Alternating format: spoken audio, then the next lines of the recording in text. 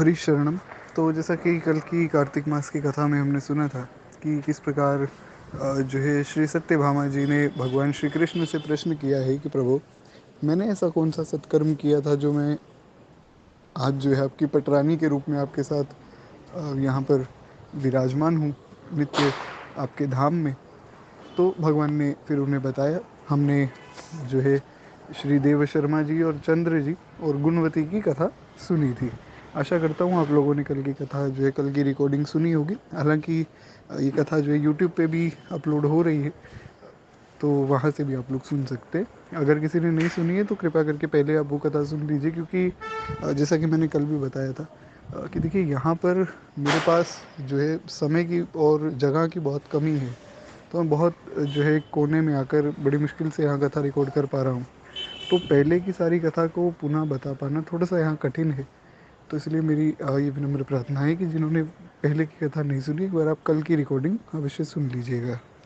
खैर, हम लोग जो है थोड़ा आगे बढ़ते हैं और हम जो है हमारी कथा को आगे बढ़ाते हैं। थोड़ा सा शोर आ रहा होगा, उसके लिए मैं क्षमा प्रार्थी हूँ। सुबह सुबह मैं रिकॉर्ड कर नहीं पाया, तो ठीक है, एक बार के लिए थोड़ा सा सहयोग आप लोग कीजिए। खैर, एक बार प्रेम से बोली भक्त वत्सल भगवान की जय। तो हमने सुना था कि गुणवती के जो पिता हैं और जो पति हैं, दोनों ही राक्षस उनको खा गए और दोनों जो है वैकुंठ धाम गए हैं भगवान के। और उसके बाद जो गुणवती अकेली अब जो है रो रही हैं, बड़ी परेशान हैं। तो इत्यादि प्रकार से हमने सारी कथा सुनी थी। तो अब गुणवती जो है अब अपना जीवन पालन करती और दो ही व्रत उन्होंने नियम लिया है कि एक तो मैं एकादशी का व्रत करूंगी और दूसरा जो है मैं कार्तिक मास का व्रत विधि पूर्वक पालन करूंगी। बस जीवन में वो दो व्रत ही करती हैं। तो भगवान श्री कृष्ण आगे सत्यभामा जी को ये कथा सुनाते हुए बताते हैं कि इस प्रकार जो है उन्होंने दो व्रत करने का नियम लिया। भगवान कहते हैं कि प्रिय, ये दो व्रत मुझे बहुत ही प्रिय हैं और ये पुण्य उत्पन्न करने वाले, पुत्र और संपत्ति दाता तथा भोग और मोक्ष प्रदान करने वाले हैं। जो कार्तिक के महीने में सूर्य की तुला राशि रहते समय प्रातःकाल जो है स्नान करते हैं। यानी कि अब कार्तिक में क्या क्या करना चाहिए, इस बात का बहुत विशेष रूप से जो है श्रवण कीजिए। जो लोग पहले से कथा आदि सुन रहे हैं अभी तो सब जानते ही हैं, या जिन लोगों को बचपन से ही घर में सब सिखाया जा रहा है वे तो जानते ही हैं, लेकिन जो लोग पहली बार कार्तिक मास में व्रत कर रहे हैं वो लोग ध्यान से सुनिएगा क्या क्या करना चाहिए। और व्रत का मतलब केवल उपवास वाला व्रत ही नहीं होता है। व्रत का मतलब किस प्रकार से नियम से रहना है कार्तिक में, वो भगवान बता रहे हैं। सर्वप्रथम भगवान कहते हैं कि प्रातःकाल जो है उठना चाहिए। प्रातःकाल मतलब सूर्य उदय होने से पहले स्नान करना चाहिए। उसके बाद जो है भगवान कहते हैं वे महापापी होने पर भी मुक्त हो जाते हैं। चाहे कोई कितना ही बड़ा पापी हो, कार्तिक में अगर वो प्रातःकाल उठ के स्नान करता है तो वो मुक्त हो जाता है। जो मनुष्य कार्तिक में स्नान, जागरण, दीपदान और तुलसी वन का पालन करते हैं, यानी कि स्नान करना चाहिए, जागरण करना चाहिए। दीपदान के विषय में मैंने कल की वॉइस नोट में बताया था, तो वहाँ से आप लोग सुन सकते हैं। और तुलसी वन का पालन किस प्रकार है वो हम आगे की कथा में सुनेंगे। आगे आएगा, शायद 18वें अध्याय में इसका वर्णन है, अब वो हम लोग देख लेंगे।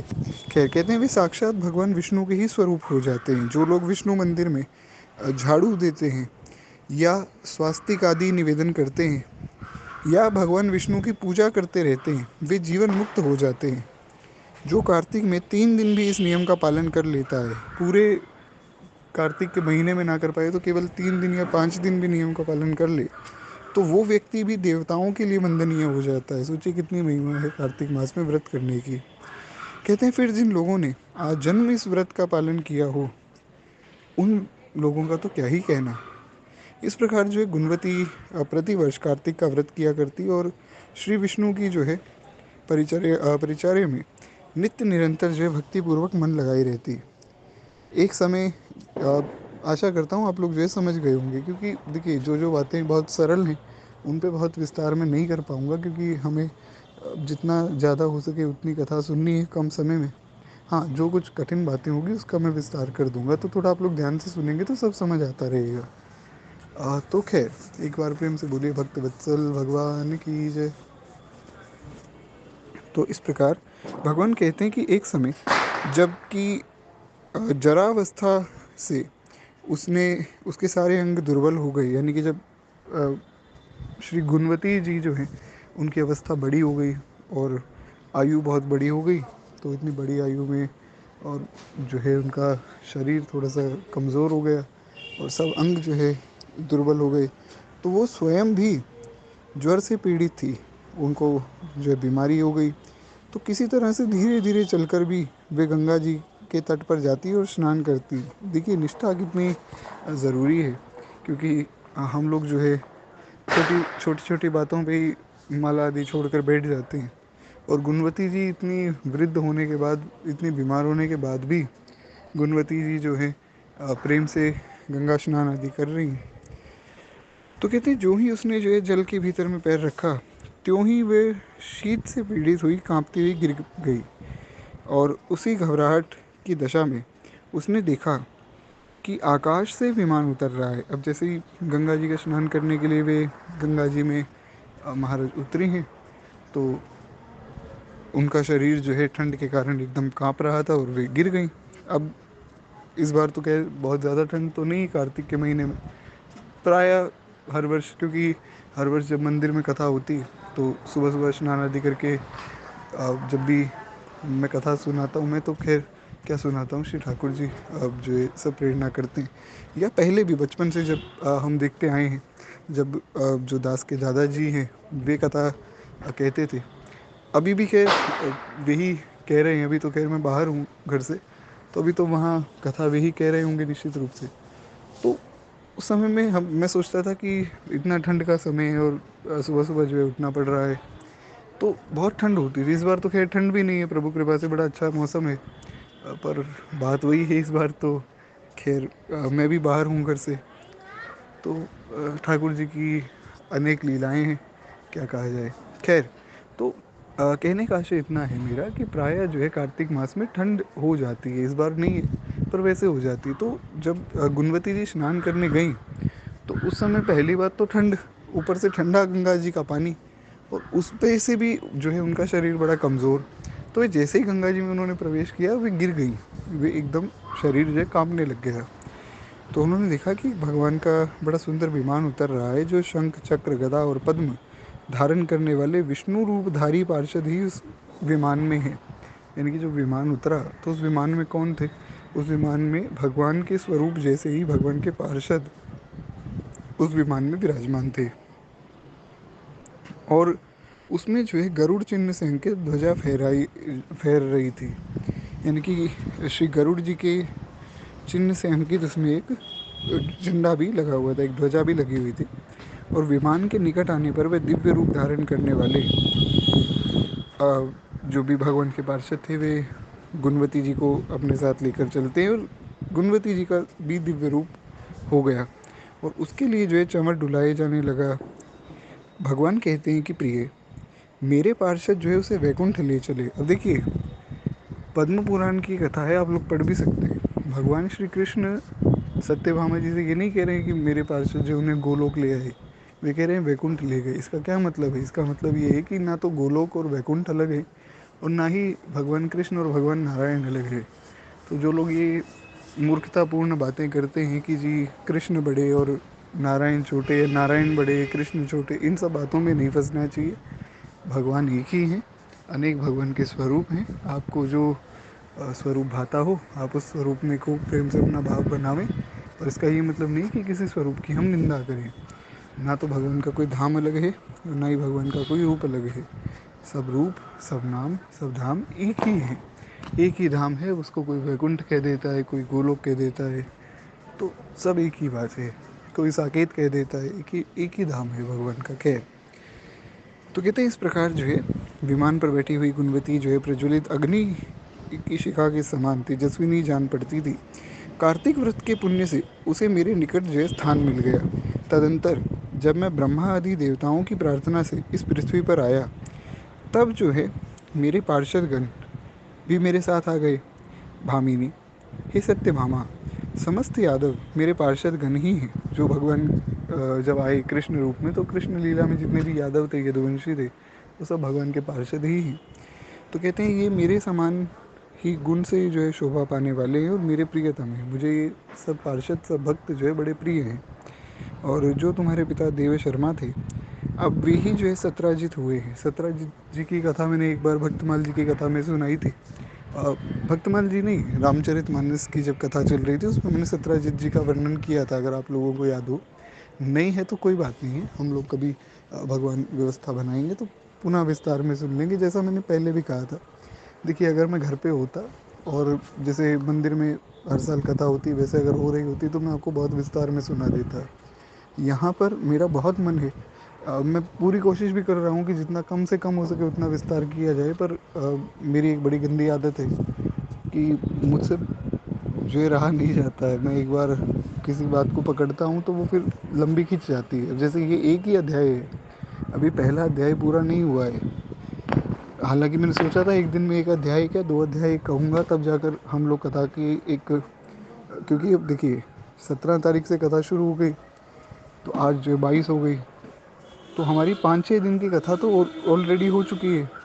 तो मैंने सोचा था रोज़ 2 अध्याय की कथा कह दूंगा 20 मिनट में, आधे घंटे में। तो उसमें क्या होगा कि हम लोग कथा की एक सीमा तक पहुंच जाएंगे, फिर हम जो दिन है उस दिन की कथा सुन लेंगे।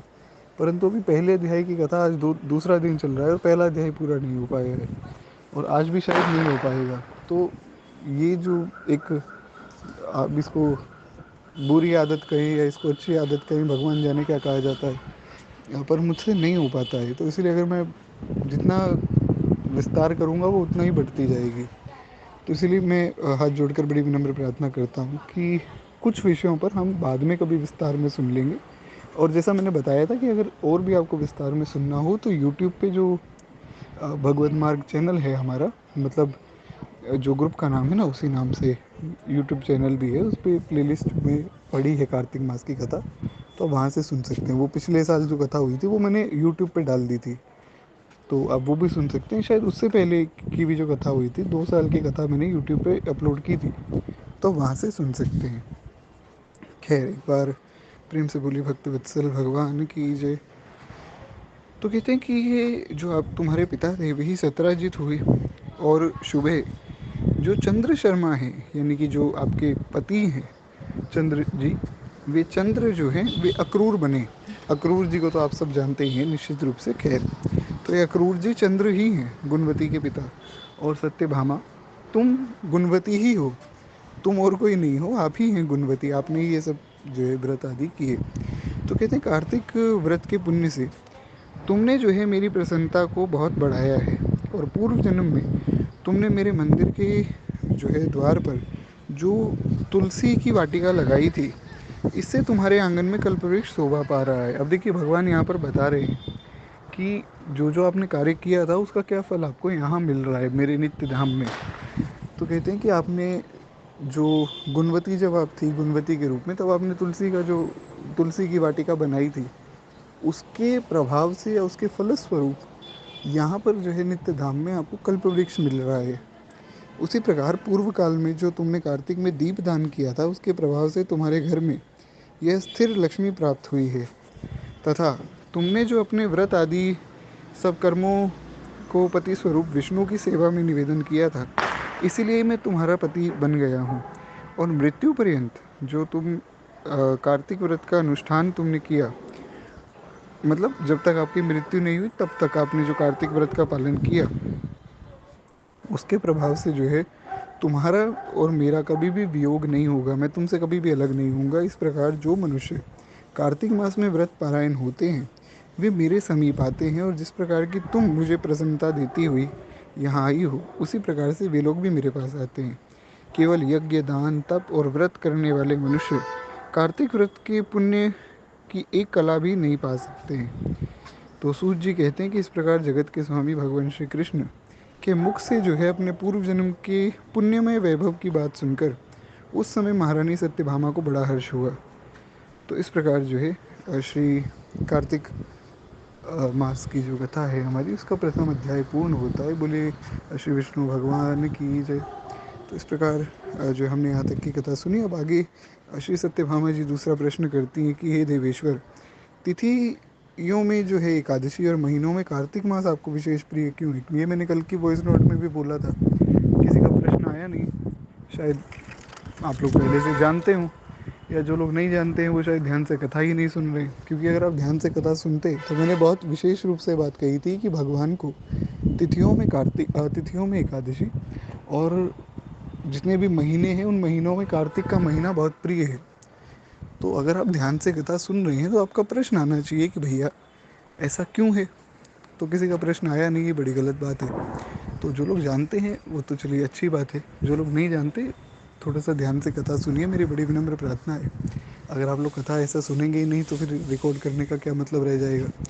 तो खूब ध्यान से जो कथा सुनिए। और हाँ, जो भी कुछ प्रश्न हो आप पर्सनली जो है भेज सकते हैं ग्रुप आदि में। अगर आप भेज भी देंगे तो क्या है कि ग्रुप में अगर आप भेज रहे हैं तो उसमें मुझे टैग ज़रूर कर दीजिए, क्योंकि मैं ऐसा ग्रुप फ्रीक्वेंटली खोल नहीं पाता हूँ। नहीं तो आप मुझे पर्सनल में भेजेंगे तो उसका उत्तर तो मैं दे ही दूंगा, जैसा भी उचित लगे। खैर, तो इस प्रश्न का उत्तर अब हम कल की कथा में सुनेंगे कि भगवान को कार्तिक मास और एकादशी का महीना ही क्यों प्रिय है। तो खैर, मेरी बस यही प्रार्थना है, थोड़ा सा ध्यान से सुनते रहिए और एक बार प्रेम से बोलिए भक्त वत्सल भगवान।